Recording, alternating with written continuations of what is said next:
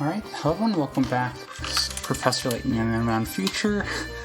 Kind of a ramshackle start here, because I am in a kind of a time crunch, not to like spoil things, but just as a heads up, might be a shorter episode today, as it sometimes is the case. Last time, Flora convinced the professor not to leave her behind, which is good, correct decision I think. And we got a lot of catch-up to do today, so that might be everything. Not catch-up, but like trunk stuff, as you do. The future Dean Dalmona, who is in our hotel for some reason. I tried explaining our situation to Flora, but she seems blissfully unaware of the danger we're in. Well, we'll just have to make do with the situation, I suppose. At the hotel, we meet Dean Dalmona, whose hair has become white as snow. We decided to go and visit Shipley at the restaurant in order to find and join up with future Luke. Reuniting with future Luke.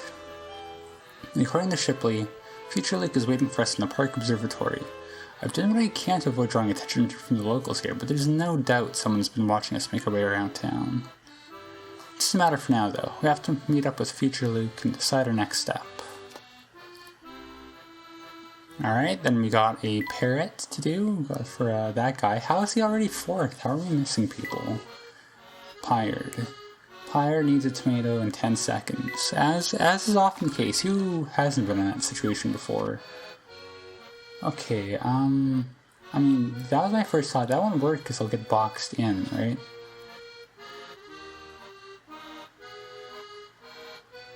What do we do here? Will I be able to hop up onto that? Like, will this work?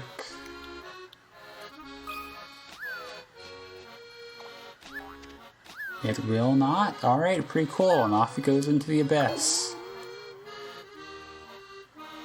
Or, hang on, I do not have another rope. But can I hop over, can I just, like, will this work? Will it rebound him? Oh, hang on, we can get rid of the bottom rope then. Or, alright, probably not the intended solution, but it works. We will not complain. Brilliant, just in time. Thank you, parrot, I owe you one. Arc. And one tureen of tomato supreme. Secret ingredient is chickpeas. Want to try some? Tomato. That's not how you say that word, parrot. Alright, that's another one of those down. Only 10 more to go eventually at some point. Look forward to that. And we got ourselves another picture that'll actually work in this picture book. We got it. What did we get? We got, a white coat and milk. Alright. Well, she forgot something, probably a white coat. Probably a raincoat. Probably doesn't make sense for her to forget milk. Customer is not going to be, milk. They could need milk for the coffee and the tea.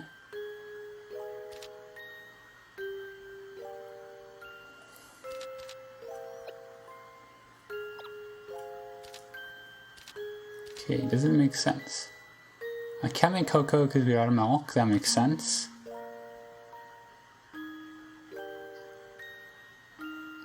He needs milk for his coffee. I guess that makes sense. Hot tea needs milk, maybe? In the rain. She's getting another milk. Alright, that makes sense.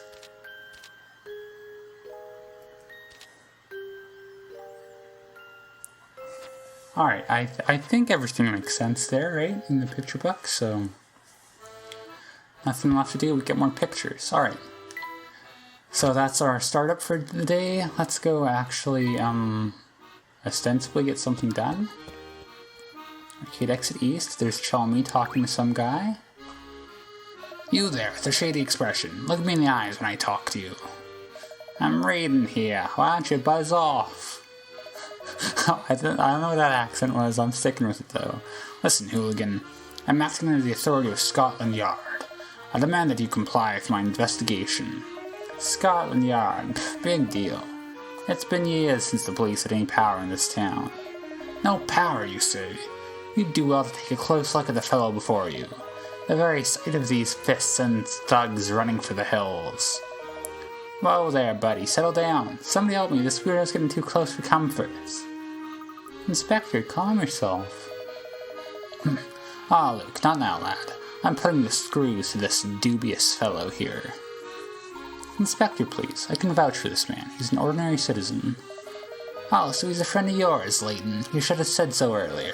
You're off the hook, newspaper boy. But listen well, because I'll say this only once. Thanks, I'm listening. The soul of Scotland Yard, and what it stands for, is immortal, even in a corrupt pit of depravity like this. Now, if you'll excuse me, we've got an investigation to attend to. Good day, Layton. Oh, thanks for saving me from that loon. What was all that gibberish about Scotland Yard? No, the inspector doesn't mean any harm. He just tends to get a little worked up. And they're both gone, alright.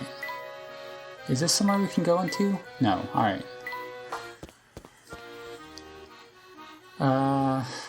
I don't want to talk to you, but you might have a puzzle. Come by and pay your sweetheart a visit anytime, Fluky. I'll be here waiting for you. Alright, cool. Let's get out of here. Do you have any puzzle, lady? The breeze today is so nice. I wish my Abby would come home from work so we could go on a picnic. Alright. Maybe the event flags did not get reset. There's the observatory. I can't seem to open the door to the observatory. Is that so? It appears a puzzle is locking this door. I guess you're right. Worry not, Luke. I'll solve this puzzle and have us through the door before you know it. Gravity maze. 58. 30 picker rats. Move the red and blue blocks to their respective spaces. Tap the arrow buttons at the bottom and rotate the playing field by 90 degrees. Blocks fall downward when there's nothing under them. Give it a try. Don't know why I went that way to start out. I mean, it looks like it's just this, right? Okay. That should do the trick. Sure. Hopefully we get a harder version of that puzzle in the future. Satisfy like a puzzle solved. And that was just like an intro, but okay. Yeah, I guess I'm a true master. I'll take it. That did it, Luke. The lock is disabled. And the door is open. And we get a nice little foley there, alright. Oh, look at him, looking all fancy and dapper. Hey man, how's it going? Ooh, music change, that's exciting. Thank you for meeting me here. I know it's a bit out of the way. I wanted to make sure you weren't followed, and this place afforded me the best view to do that. Have you made any progress in your investigation? We've encountered some unexpected turns, but on the whole, it's going well. Can't believe I'm meeting Luke from the future. Eh? Oh, Flora, it's you. I didn't recognize you there for a moment. You'll have to excuse me, this is all but unexpected. It's nice to know that some things never change, as you're still easily flustered. You want to talk, as I recall, you're pretty easily flustered yourself. It's good to see you. You look well. Yes, Flora would be one of the unexpected turns in question. Inspector Chelmy and Barton are here as well. Well, I'm not too surprised by the inspector's arrival. That man lives for police work.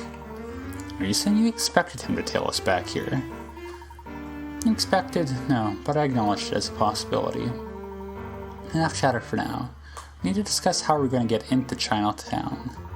We haven't had a chance of getting through unless we get those guards, not guitars, those guards to leave the gate. You've found a way to lure them away, haven't you? Yeah, see, the guards don't hang around the area all the time. They only man their positions when Layton tells them to. In other words, my future self has some reason to post watchmen in the area. I confess that could be my fault. I've been doing a lot of reconnaissance in the area and may have been spotted. Anyway, the crucial point to take away is that the guards will leave their posts if their boss says to. I understand. But how do we get my future self to issue that order? Luckily, Layton almost never interacts directly with his low-level grunts. Instead, he has a lieutenant, Bostro, give out the orders. I'm sure you remember him. It was that giant thug giving orders at the casino. Ah yes, I know who you're talking about.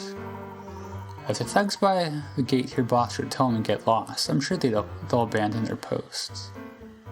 And all we need to do is record Boster's voice and play it back to the guards. Well done, little Luke. But have you figured out how to reproduce Boster's voice? Parrots, perhaps? I seem to remember you picking up a new friend near the river who boasts impressive vocal talents. Alright, yeah, pretty good parrot. I mean, it makes sense. Of course, parrot, we can get him to mimic Boster's voice. That's the idea. But how do we get parrot to learn how to say get lost in Boster's voice? It could prove quite difficult. Nah, get lost is something of a catchphrase for Boster. He's always yelling it. I've spent quite a few afternoons spying on the man. He uses it at least a dozen times a day. That's not a very nice thing to say. Well, he's not a very nice fellow, as you may have noticed. That catchphrase is our ticket into Chinatown. We should start looking for him immediately. Alright. Boster's likely somewhere in the vicinity of the casino. Heading back to that area is a dangerous move, but we should start a search for him there. Alright, prompt to save. We'll take it. Then we get to do some stuff we get to repeat tomorrow, as I always do. Chapter 7. I should look up how many chapters there are in this game, too. Like, not that I'm listening, I should look into how far we are through the game. But whatever, it's fine. Either way. I did miss 3! Oh no, now we gotta go to Beasley. That sucks. Alright, well, honestly, it's not a bad idea to do for tomorrow. So, let's see if I can remember where Beasley's at. Who are you? And we'll go talk to him. Anyways, Ernest. I ask you to quit staring at me so, young man. It makes a fellow uneasy. My apologies, sir. It's just that you're wearing such a troubled expression. Oh, well, I've been pondering this puzzle all week, and I still can't find the solution. 42, create the key. 40 pick rats. What do we got? Oh, a slidey puzzle. To complete the key, fit the 5 blocks that form Professor Layton's top hat into the outline below without overlapping the pieces or leaving any spaces empty. You can rotate or flip the blocks.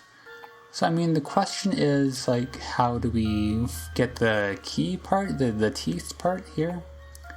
Because I believe this is the only one that'll fit there on close inspection, which means that this has to go there, so that's 2 of the 5 pieces down already. Now, there's this whole situation going on, which would have to be either the... I mean, I guess, could it be this piece? Not like that, and not like that. Alright, so it's not the red piece there. If it's going to be the purple, it has to be in this orientation. Flipping it obviously won't do anything for us. And that leaves the question of how to get this piece down below filled. I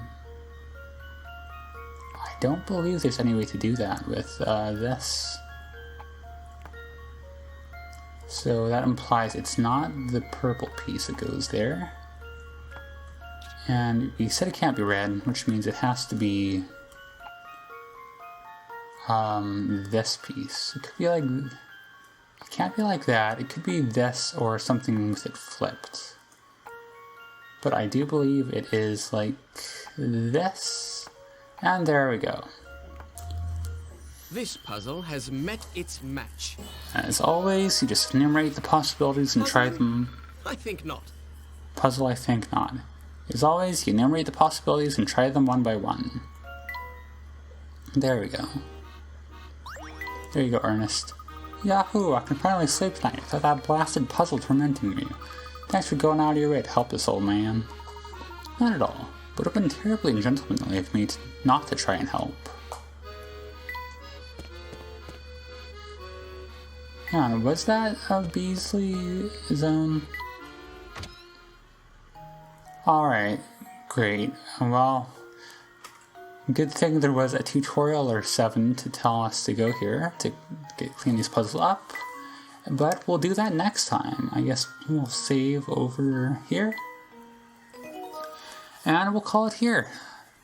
Next time we'll clean up some puzzles, we'll read that main journal entry, and then, depending on how long it takes, we may or may not progress the game plot.